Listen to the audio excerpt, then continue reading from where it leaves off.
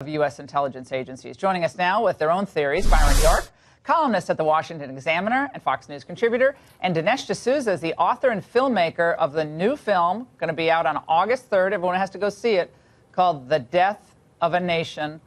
Great to see both of you and examining the theory here as we see the utter, complete, case of the vapors on the part of John Brennan and so forth, calling him a traitor. I mean, it's reprehensible what they're doing. They want Trump out of office. Your reaction to these events?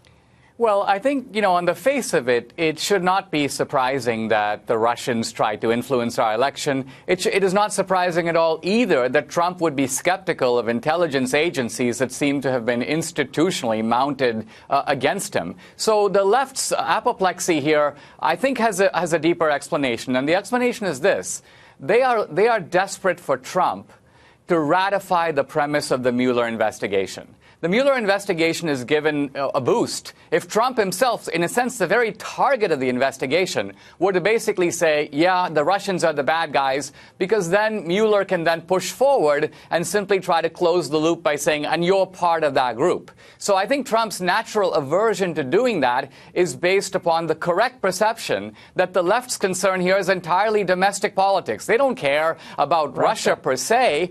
These are people for whom election integrity has not exactly been a leading issue, but what they're looking for Trump to do, to force him to do, is ultimately to ratify Mueller's attempt to eject him from office. Bill Kristol, George Will, all these, old Republicans, some of them neoconservatives, they're enjoying this moment, right? Because they hated the fact that Trump proved them all wrong and won the election.